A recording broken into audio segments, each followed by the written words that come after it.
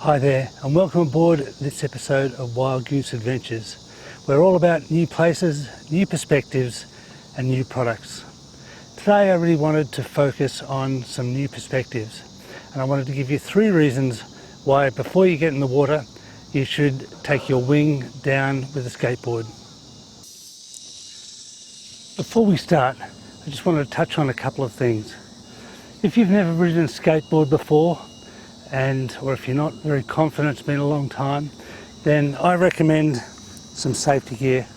Firstly, a helmet. I keep this with me all the time. And secondly, some protective gear, knee pads, elbow guards, and possibly wrist straps. Now, I can't say honestly that I've used them, and I've found that the sail is a really good buffer to all that I'm doing. So I haven't done those. Perhaps I should, but for $100 you can pick them up from any board store and get yourself fully protected. I do, however, recommend the helmet. I've kept the helmet with me all the time. And speaking of protection, what I do recommend is some duct tape. The bitumen and the concrete probably isn't the best material for these. It's not designed for sailcloth, so just a little bit of duct tape goes a long way. The third part that I want to talk about is skateboards. Now, I've talked about skateboards a bit in the past. I tend to use a surf skate. I found it really good and really helpful, but people have said, what else can you use? And really, if it rolls, then it's good enough, because for what we want to do to start with, then as long as we get movement, then we get action and we get practice. The first reason that I recommend using a skateboard is that here you can walk up to the board and you can step on and get to use all your time learning how to control the sail. There's no getting up out of the water, there's no balancing, there's none of all the things that are associated with using a board. So it gives you much more time to use the control of the sail. The type of sail I would recommend when you're doing this with the wing and the skateboard is probably an older style wing. They're a little bit fuller. They'll help get you going when there isn't much breeze. The new wings, as well as being more expensive,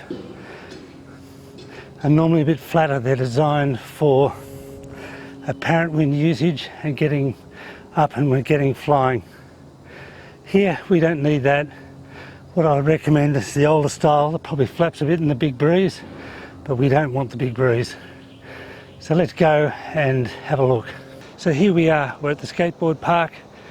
Any surface area that's relatively flat and relatively clean will suffice. I just love these netball courts, but they don't have to be netball courts, just get yourself a bit of space. And really we don't want anything to block the wind, and here for me, this is perfection. We get the breeze coming straight over and blowing down these netball courts. The first thing you want to do, I'll turn around. The first thing you want to do is hold the sail in the air. When you see the sail will always go directly with the wind, so my front edge is leading directly into the wind. And the sail clues are going to give you some sort of clue, excuse the pun, of which direction you'll be going. So in this case, we're going to want to head this way, and coming back we're going to have a look here. So what I always recommend is hold it up, see which way it's flowing, then look at a point that about the direction that it's going to ask you to go, and then you line them up, and then you keep in mind, so when you're sailing, what you're doing is you're looking for the point on the landmass on the other side. The next part of this is learning to hold the sail. So if you're on a board, then you've got to climb up, you've got to get some balance, you've got to get on your knees, you've got to negotiate the sail in the water and control it. Then you've got to try and stand up. All of that before you even get to this bit. This bit gives you a chance to just practice in a steady environment. And what you want to do, as I said, is you want to hold the sail like this, and you can see the points. And so the first thing you want to do is you want to bring your front hand onto the boom or onto the leading edge. And I tend to, as a rule, try and keep this eye height. So eye height in front of me just means that it's kind of nicely just in place, and that's where I'll hold it to be. The second question then is your backhand. I'll stand back over here for a sec. The backhand, you want to come down, and this is your power and your acceleration hand. So as soon as you start pulling the sail on, you will get some power. Now we have three ways of controlling the sail here. The first one is the power hands, using both hands. The second one is like a windsurfer, by being able to move the sail backwards or forward. And that's going to really help you with your control.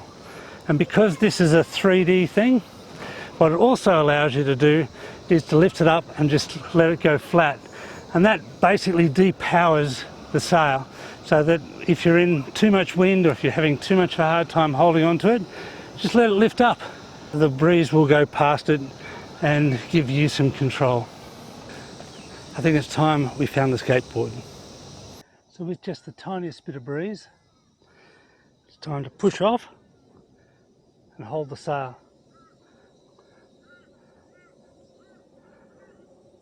And remember, I'm keeping this hand about eye height.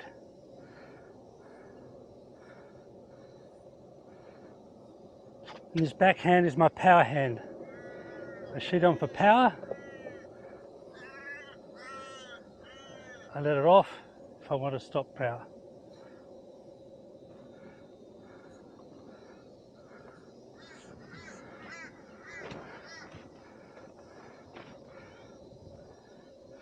And it's also really handy if you want to learn to pump. And you will need to pump. It's not a case of just doing this. It's a case of you pull it in and lift it up. Pull it in, lift it up. And that's how you get power.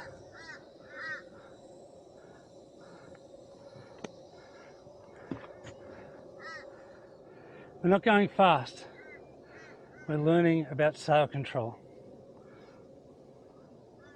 Remember too that at any point we can just lift it up and it just stays there and holds it down.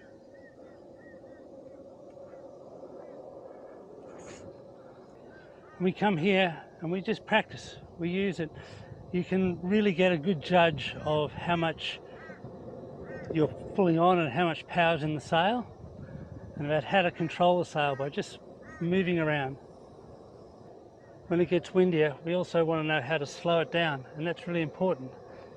If we've got too much wind, we can just let it above our heads and we can just control it like that. No hands, and we just control it. If we need more power, we let the sail down and we pull it on. And really you can't do enough of this. The other part of this that, and probably is the third reason why we do it, is just body positioning. As a windsurfer, we tend to go with our front legs straight and we lean back. And we're so used to standing like that. With foiling, we want to relax our body a little bit. We want the front legs slightly bent. We want our hips from going from here in a windsurfing position to being pointed further forward. And that helps by just relaxing the front knee and bending a little bit. On a windsurfer board, all the pressure, that is our fulcrum and we are just pulling against it. But here, we are the fulcrum. And so we don't need to have our front leg braced against it. So here comes a little puff again. I can feel it coming. We just use it to power on. And we come again. Now the other part I was saying that by having the hips forward, we turn by twisting the hips. And so many people I see just struggle with that. And I always say, just twist the hips, twist the hips. And I learnt to jibe by coming here and just coming and practicing, and it's all I'd say. When I let go and when I came round, we'll show you in a sec. Get round this. Is twisting the hips. Let the sail go round, twisting the hips. I've always kept them twisted. And so many times we foil, and you'll see you'll start to turn and it'll straighten out halfway through because we haven't twisted our hips, so we haven't learned to twist our hips. See, and there's a bit of breeze now. Bend the front leg. And we can also learn to tack.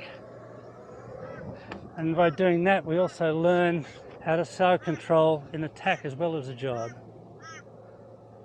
That probably isn't first up, but it's certainly a good place when you wanted to learn to tack, is to come here and practice those things.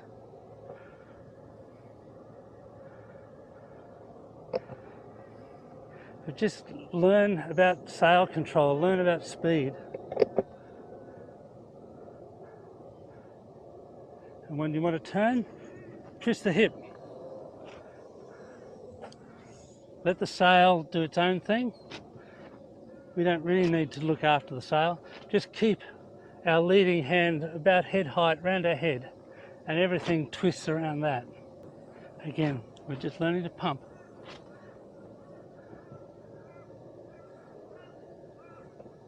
Feel the wind as you move the sail and move the skateboard in the direction. Find where it powers on the sail the most. And that, my friends, is exactly why you should learn on a skateboard. It's fantastic, and as a third part of it, or a fourth part of it, it's just super fun and super cool to do. That's it for this edition of Wild Goose Adventures. I hope you liked it. I hope you found it useful. If you've got a better way or found something that's good, then please let me know in the comments section. I'm always keen to hear. But until next time, smooth sailing.